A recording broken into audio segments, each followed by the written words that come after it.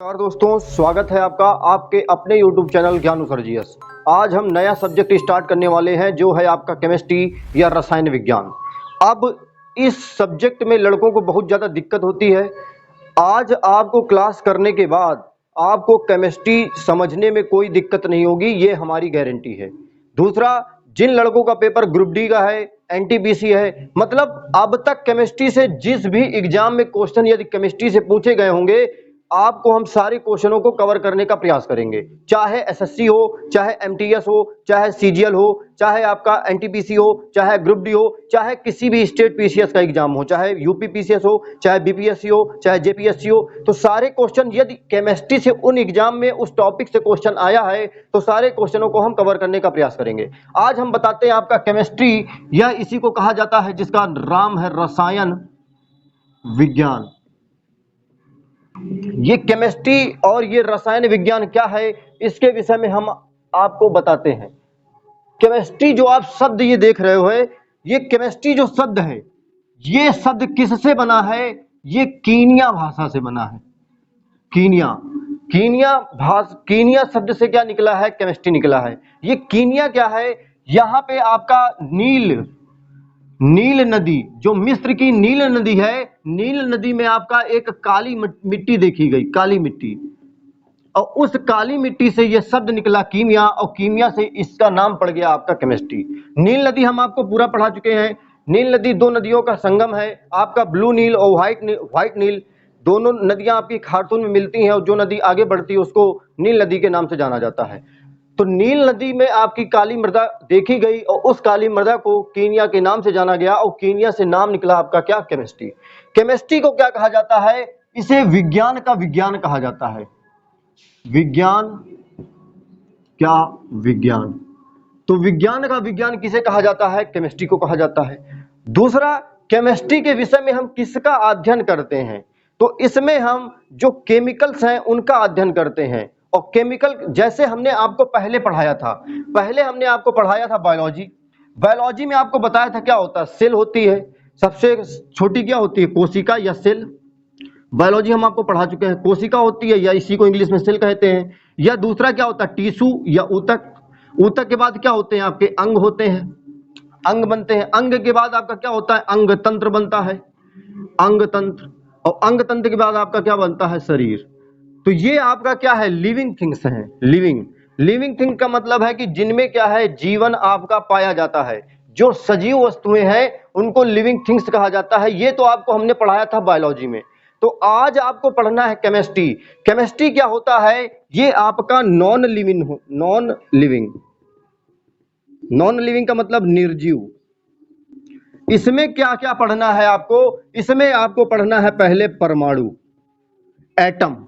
परमाणु मिलेगा तो आपका क्या बन जाएगा? अणु। मतलब जैसे यदि आप ये डेस्टर देखोगे तो डेस्टर जो है आपका ये छोटे छोटे परमाणुओं से मिलकर बना है, बहुत छोटे छोटे, अभी बताएंगे आपको। किसके बाद अणु मिल जाएंगे तो आपका क्या बन जाएगा? तत्व, एलिमेंट्स। तत्व बनेगा तो आपका क्या बन जाएगा? यौगिक। और यौगिक जब मिल जाएंगे तो आपका क्या बन जाएगा? मैटर या पदार्थ, या इसी को द्रव्य के नाम से भी जाना जाता है। द्रव्य ये क्या है? पदार्थ। तो इसे मैटर कह सकते हो या द्रव्य कह सकते हो। परमाणु का मतलब है एटम। जब आपके एटम मिले तो एटम मिलने से आपके क्या हुए? अणुओं का निर्माण हुआ, अणुओं से आपका तत्वों का निर्माण हुआ, तत्व से यौगिक का निर्माण हुआ, यौगिक से आपका पदार्थ तथा द्रव्य का निर्माण हुआ। ये आपका क्या है? ये आप पढ़ोगे किसके विषय में? नॉन लिविंग थिंग के विषय में, और इसे केमिस्ट्री में पढ़ना है। जैसे आपका खाते हो NaCl खाते हो, नमक खाते हो, तो नमक के जो पार्टिकल्स हैं, जो तत्व हैं, उनके विषय में इसमें अध्ययन करना है।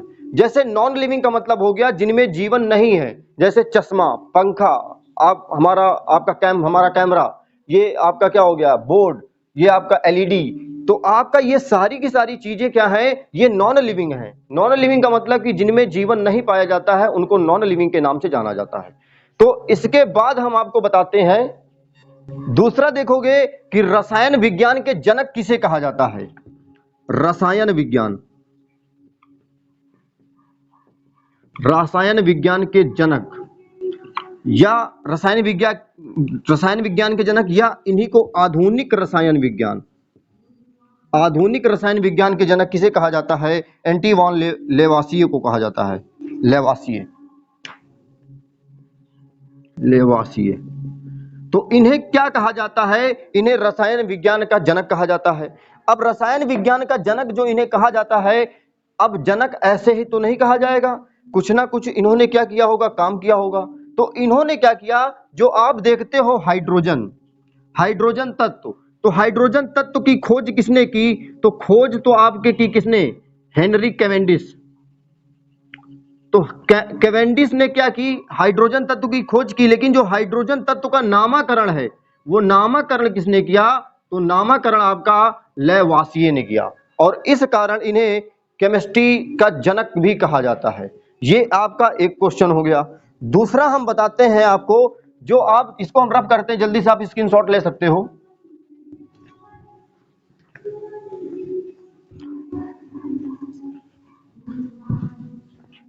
दूसरा क्या है कि दूसरा आपने देखा होगा जो आपका ऑक्सीजन है, ऑक्सीजन तत्व।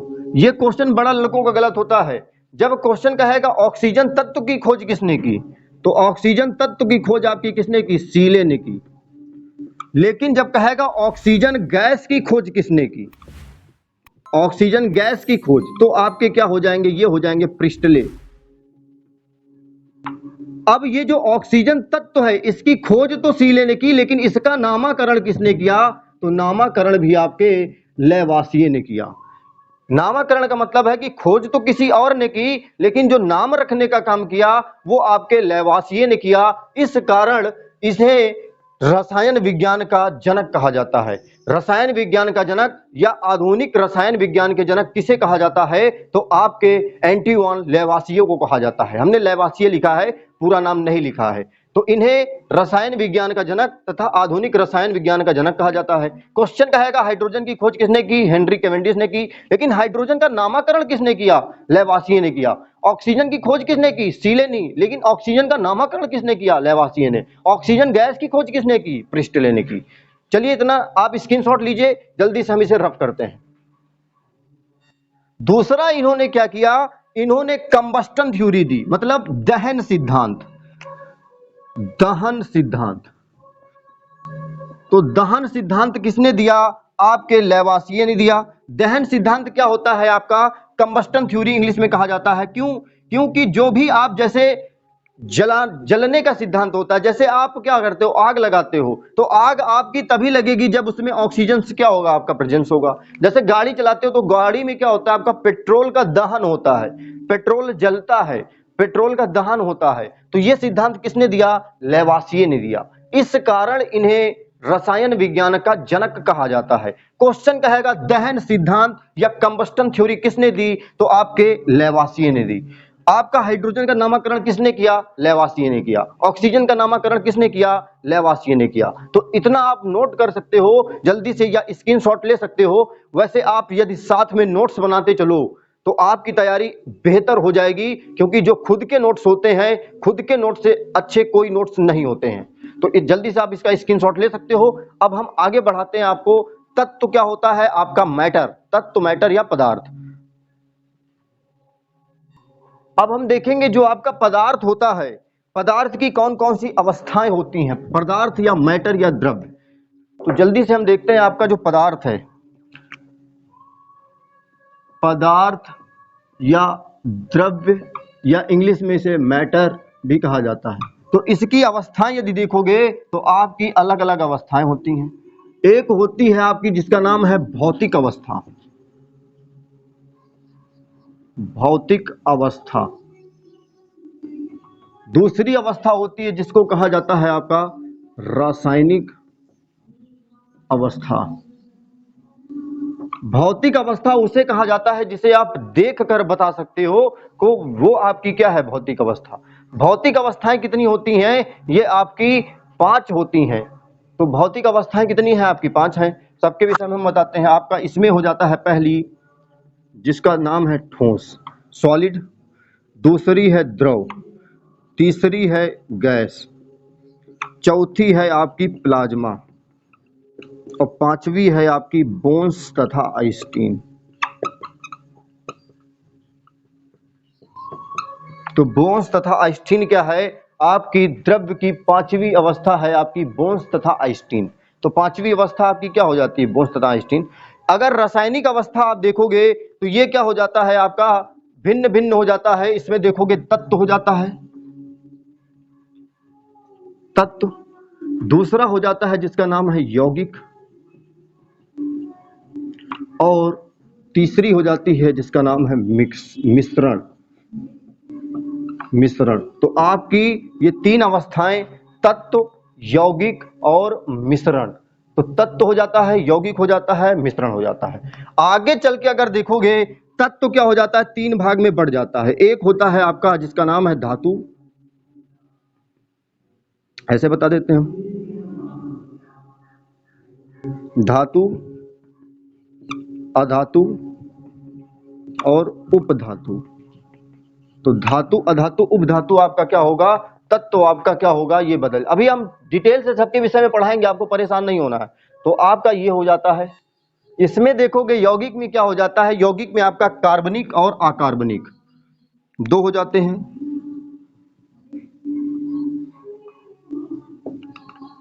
दो हो जाएंगे। इसमें देखोगे यदि आप तो आपका है कार्बनिक और अकार्बनिक। अकार्बनिक। और मिश्रण में देखोगे आप दो हो जाएंगे। इसमें फिर से आपका पहला हो जाएगा समांगी और दूसरा हो जाएगा विषमांगी। विषमांगी। तो ये आपकी क्या है? द्रव्य की समांगी और विषमांगी दोनों आपको पढ़ना है। सबके विषय में डिटेल से पढ़ाएंगे। अब हम एक एक उठाते हैं, आपको एक एक बताते चलते हैं। जैसे आप पहले देखोगे ठोस, सॉलिड। सॉलिड या ठोस आपका क्या होता है? जो आपका ठोस होता है इसके अणु क्या होते हैं? बहुत ही पास पास होते हैं। जैसे ये आपका डिस्टर, डिस्टर आप देख रहे हो, तो ये आपका क्या है? सॉलिड है। जैसे ये मार्कर, मार्कर क्या है? सॉलिड है। मतलब इसके अणु क्या हैं? बहुत ज्यादा पास पास में हैं, और इनको तोड़ने में सबसे ज्यादा क्या होगा? एनर्जी आपको खपत करनी पड़ेगी। सबसे ज्यादा इनको तोड़ने में एनर्जी लगेगी, इस कारण इन्हें ठोस कहा जाता है। दूसरा देखोगे आपका ठोस क्या होता है? जो ठोस है वो आपके क्या होते हैं? इनके अणु बहुत पास पास होते हैं, और इनको तोड़ने में सबसे ज्यादा एनर्जी की खपत करनी पड़ती है, इस कारण इन्हें ठोस कहा जाता है। द्रव क्या होता है? जो द्रव होता है वो आपका लिक्विड। लिक्विड का मतलब है कि आपका इनके अणु क्या हो जाते हैं? ठोसों की अपेक्षा दूर दूर होते हैं। थोड़ा इनके अणु क्या होते हैं? दूर दूर होते हैं। तो ये आपका क्या हो जाता है? द्रव्य हो जाता है। दूसरा आपका क्या है? ये जो ठोस है आपका, ठोस से ज्यादा दूर दूर अणु क्या है? आपके द्रव्य के हैं। दूसरा, सबसे दूर दूर अणु क्या हो जाते हैं? आपके गैस के हो जाते हैं। तो इसके अणु क्या है? सबसे ज्यादा दूर दूर है, तो ये आपकी क्या हो जाती है? गैस हो जाती है। दूसरा यदि आप देखोगे प्लाज्मा, ये चौथी अवस्था क्या होती है? प्लाज्मा होती है। प्लाज्मा का मतलब है कि जब तापमान सबसे ज्यादा हो जाता है, इतना ज्यादा तापमान हो जाए, तो वहां पे सबसे ज्यादा जो तापमान हो जाएगा उस अवस्था को आप प्लाज्मा कहोगे। प्लाज्मा में यदि आप देखोगे सूर्य की सतह, तो सूर्य की सतह आपकी कैसी है? प्लाज्मा अवस्था में है। क्वेश्चन एक बार पूछे एग्जाम में, क्या सूर्य की सतह में खड़ा हुआ जा सकता है? तो सूर्य की सतह में आप नहीं खड़े हो सकते हो, क्योंकि वो सतह कैसी है? प्लाज्मा अवस्था में है।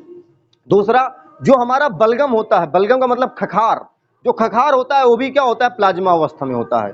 तो उसमें दूसरा देखोगे बोन्स तथा आइस्टीन, ये जो अवस्था है ये आपकी पांचवी अवस्था कौन सी है? बोन्स तथा आइस्टीन है। दूसरा, ये जो बोन्स तथा आइस्टीन अवस्था है आपकी पांचवी अवस्था, इसकी खोज सत्येंद्रनाथ बोस ने की थी, लेकिन उन्होंने इनकी खोज को छापा नहीं गया। बाद में इन्होंने अपनी खोज आइंस्टीन को भेजी, तब आइंस्टीन के कहने पर इनकी खोज को क्या किया गया? छापा गया। ये बोस तथा आइंस्टीन चौथी अवस्था क्या है? इसे हिप्स बोसान भी कहा जाता है। ये अवस्था जो होती है इसमें सबसे कम तापमान होता है, और कितना तापमान? लगभग में -273 डिग्री सेल्सियस। और -273 डिग्री सेल्सियस इसे ही क्या कहा जाता है? परम शून्य ताप कहा जाता है, या ऑब्सोल्यूट मान जीरो कहा जाता है। तो परम शून्य ताप आपका क्या होता है? सबसे कम होता है। इसे बोन्स तथा आइंस्टीन कहा जाता है, बोन्स तथा आइंस्टीन अवस्था। तो ये टोटल आपकी क्या थी? मतलब पदार्थ की कितनी अवस्थाएं होती हैं? 5 होती हैं। दूसरा, द्रव्य को आप द्रव्य से कंपेयर ना करना, ये क्या है अलग है और ये क्या है द्रव है। ये लड़का बहुत गलत करता है, ये द्रव है वो क्या है द्रव्य है।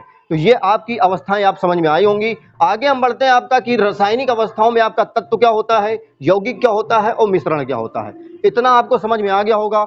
आगे हम बताते हैं आपका तत्व क्या होता है। जैसे तत्व का मतलब है कोई एलिमेंट्स, जैसे हाइड्रोजन, तो हाइड्रोजन अभी आपका क्या है तत्व है। ऑक्सीजन क्या है तत्व है। आवर्त सारणी में जितने भी आपके उपस्थित हैं वो के सारे एलिमेंट्स तथा तत्व हैं। ठीक, तो ये क्या है आपका ऑक्सीजन। जैसे आपका क्या है आयरन, आयरन भी क्या है तत्व है।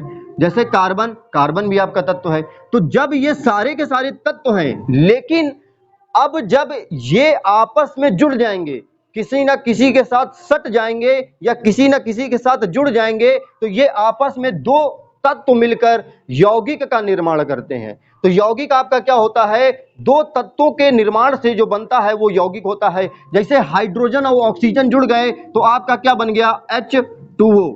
तो ये आपका क्या हो गया यौगिक हो गया। समझ में आया कि नहीं आया। जब दो दो जुड़ जाएंगे तो क्या हो जाएगा यौगिक हो जाएगा। दूसरा समझो, जैसे हो गया कार्बन और ऑक्सीजन मिल गया तो क्या हो गया CO2 हो गया। तो ये भी क्या है आपका यौगिक है। तो यौगिक में आपको डिफरेंस समझ में आया होगा कि यौगिक आपका क्या होता है, जब दो तत्व आपके मिल जाते हैं तो आपके यौगिक क्या हो जाता है बन जाता है। जैसे आपका क्या हो जाता है SO2, SO2 भी क्या है आपका यौगिक है। ठीक, तो ये आपका यौगिक हो गया। दूसरा समझेंगे आप मिश्रण क्या होता है। मिश्रण, मिश्रण जब इनके गुण भी बहुत ज्यादा मात्रा में मिला दिए जाते हैं तो मिश्रण बन जाता है। जैसे आपने फॉर्मूला सुना होगा केमिस्ट्री का K2SO4 Al2SO4 का होल थ्राइस 24H2O। तो ये आपका क्या है मिश्रण है। ठीक, दूसरा समझो, अब इसमें क्या हो जाता है, तत्व भी तीन टाइप से हैं। एक है धातु, दूसरा है अधातु और तीसरा है आपका उपधातु। इन तीनों को हम बताते हैं आपका, इसको रब करते हैं हम, जल्दी से स्क्रीनशॉट ले सकते हो।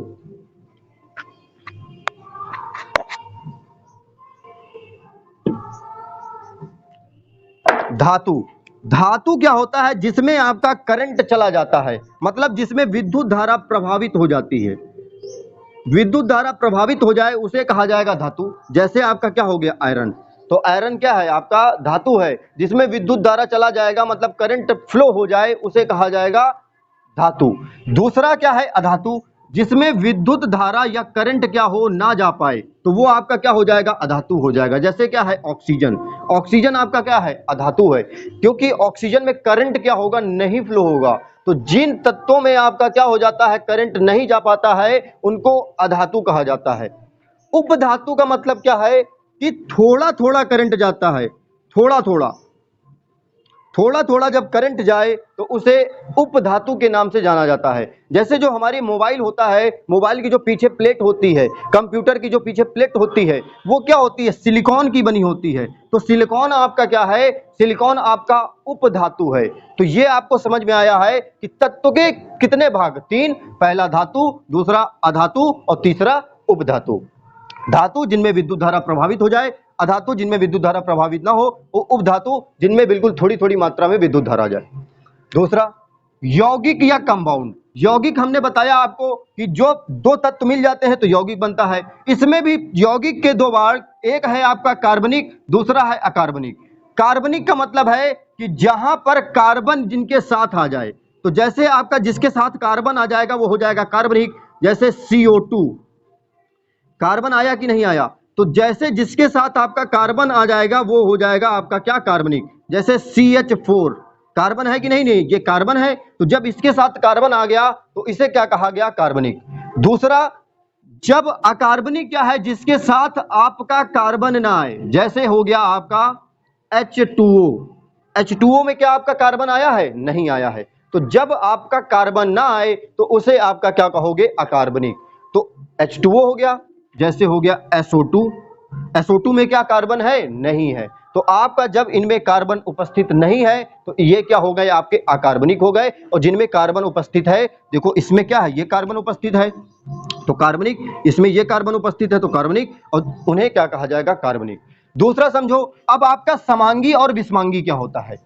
समांगी को आपको होमोजीनियस तथा विषमांगी को आपका हेट्रोजीनियस के नाम से जाना जाता है। विषमांगी का मतलब है कि जो आपके विष असमान अणु जब मिलाए जाएं, विषमांगी का मतलब है जैसे आपका नमक और चीनी, नमक प्लस चीनी, नमक और चीनी आपने मिला दिया तो आप चाहे जितना अच्छे से मिला दो, लेकिन ये आपका क्या होगा, आपका अच्छे से नहीं मिलेगा। आप नमक लो एक पात्र में और एक पात्र में आप चीनी लो, दोनों को कस के मिला दो, लेकिन आप जब कस के मिला भी दोगे तो उसके उपरांत आपको नमक तथा चीनी के अणु क्या होंगे, साफ साफ दिखाई देंगे। तो विषमांगी का मतलब यही है कि जो आपका विषमान हो, जिनके मिलाने पर उनके अणु पूर्णता ना मिल पाए, उसको विषमांगी कहा जाता है। दूसरा, इसी अगर आप देखोगे, इसको हम रफ करते हैं, जल्दी से आप स्क्रीनशॉट ले सकते हो, इधर का आप स्क्रीनशॉट ले सकते हो, कार्बनिक अकार्बनिक हमने पूरा बता दिया है। अब देखो, जब आपका यही नमक और चीनी था, लेकिन ये अभी क्या है, आपका विषमांगी है। जब इसमें आप जल मिला देते हो तब ये क्या बन जाता है, समांगी बन जाता है। समझो कैसे, एक पात्र में आपने नमक लिया, एक पात्र में आपने चीनी लिया और दोनों को मिलाया, लेकिन वो मिलेंगे नहीं। लेकिन यदि आप उसी में थोड़ा सा जल डालकर उसको चम्मच से घुला देते हो तो वो आपका क्या बन जाता है, वो आपका शरबत बन जाता है। अब जब शरबत बन गया मतलब नमक और चीनी के अणु अच्छे से मिल गए। अब इन अणुओं को आप बाहर नहीं निकाल सकते हो, और जब बाहर नहीं निकाल सकते हो तो ये आपका क्या हो गया, समांगी मिश्रण हो गया। समझ में आया कि समांगी आपका क्या हो गया, जब आप इन अणुओं को बाहर ना निकाल पाओ, ये क्या हो गया, समांगी हो गया।